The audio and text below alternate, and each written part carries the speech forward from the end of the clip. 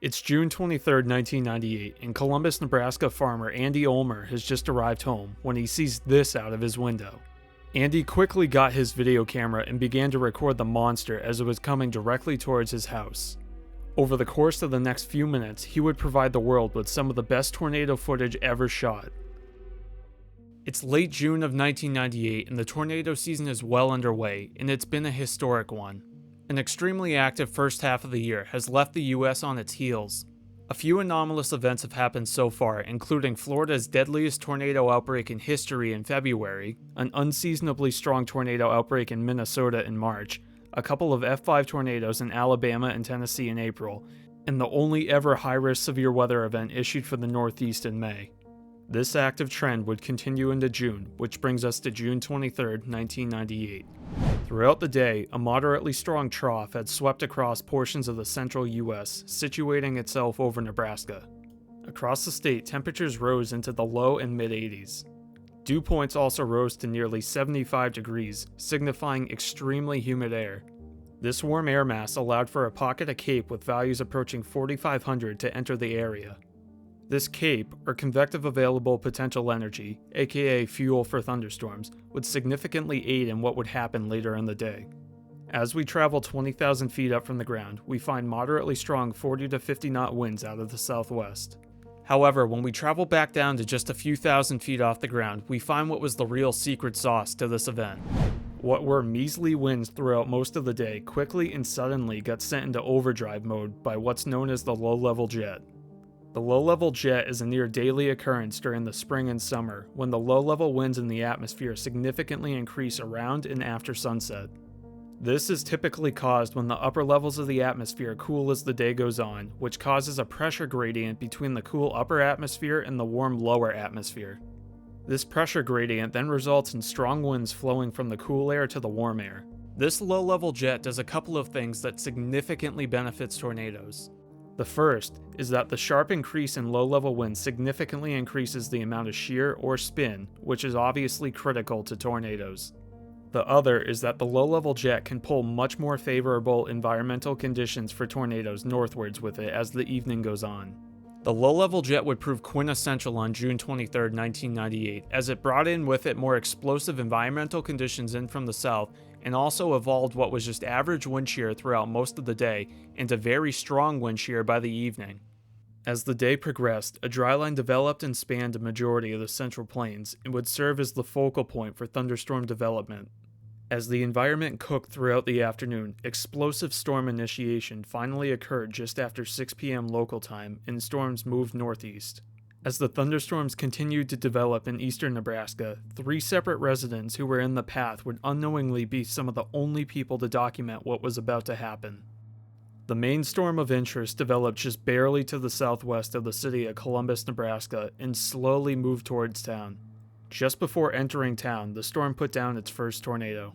The tornado, which touched down just to the north of Duncan, was a relatively weak F1 that remained on the ground for just a couple of miles. After lifting, the city of Columbus looked to be staring straight down the barrel of another tornado, with the supercell reorganizing and heading towards town. All residents could do, though, was just hold their breath and hope. Luckily, though, and even though the storm was spinning like a top, it passed over town without producing. Just as the storm is exiting the Columbus city limits, Kent Sunderman, who is just north of town, begins to record.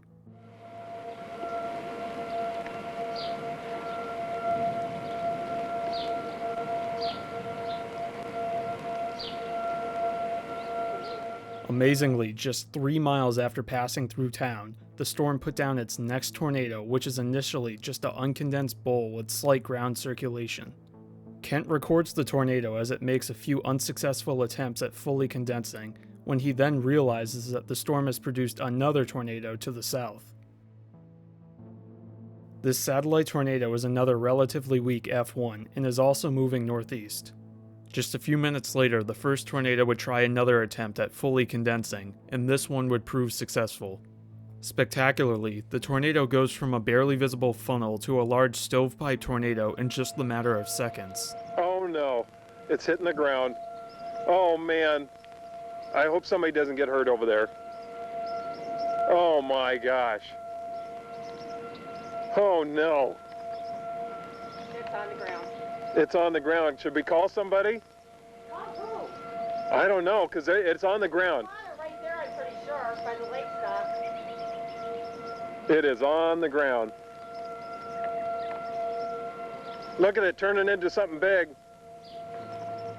The tornado continues to increase its size and strength as it tracks over rural farmland.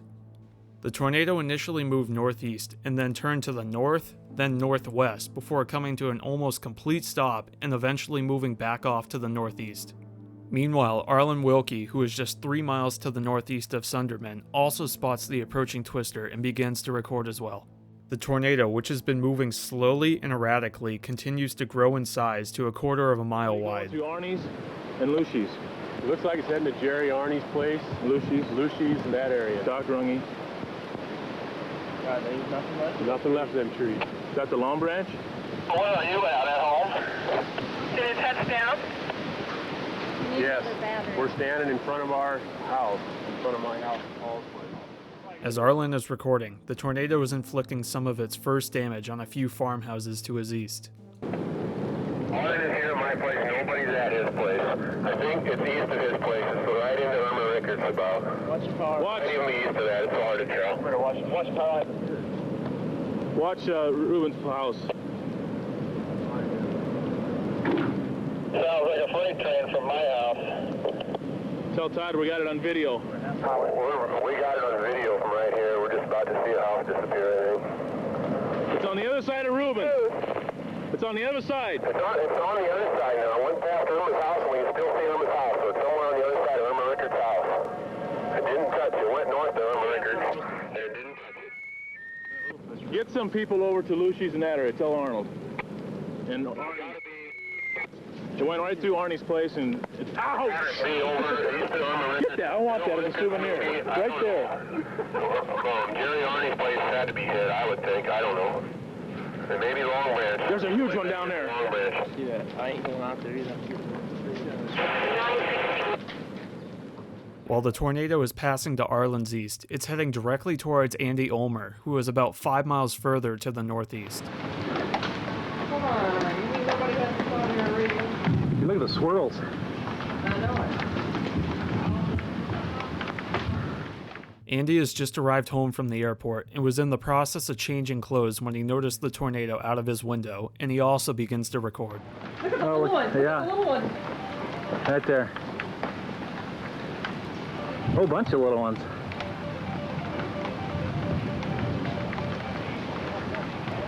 Morning? Oh my God.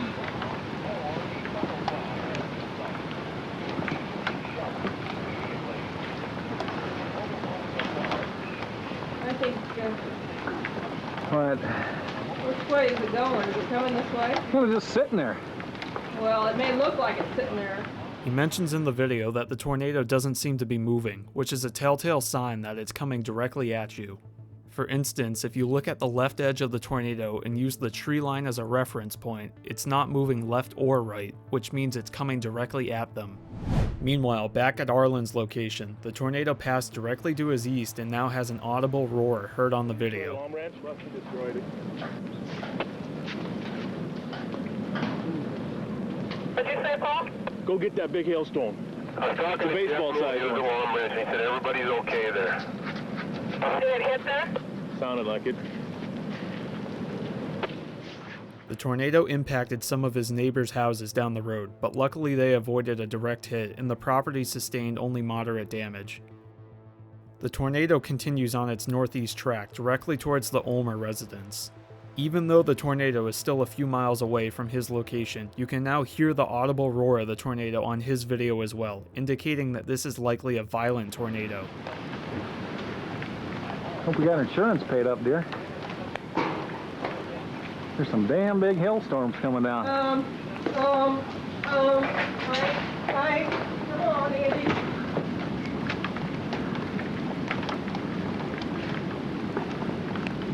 Listen to it.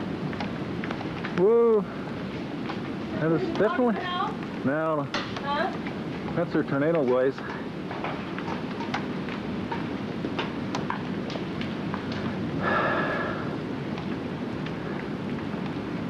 Shit.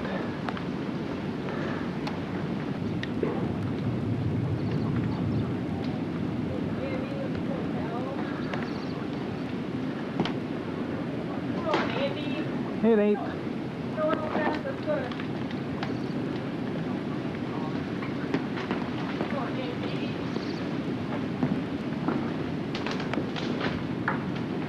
See this thing. Andy's wife Susan very understandably begins to try and convince him to put the video camera down and to seek shelter in the basement, but he can't take his eyes off of it.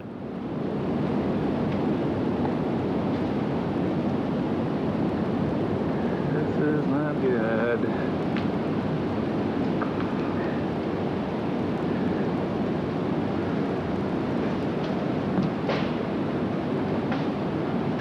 After a few more minutes of recording, Andy finally begins to realize the danger, but remembers that he was in the midst of changing clothes when he began to record.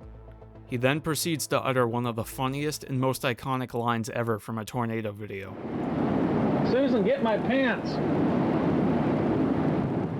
Once Andy puts all of his clothes back on, he obliges to his wife's request and stops recording to take shelter.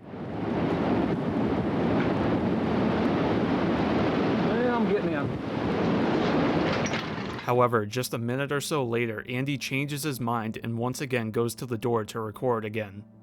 As if the tornado could not get any more visually impressive, it begins to instantaneously change its form from a wedge to a traditional rope tornado.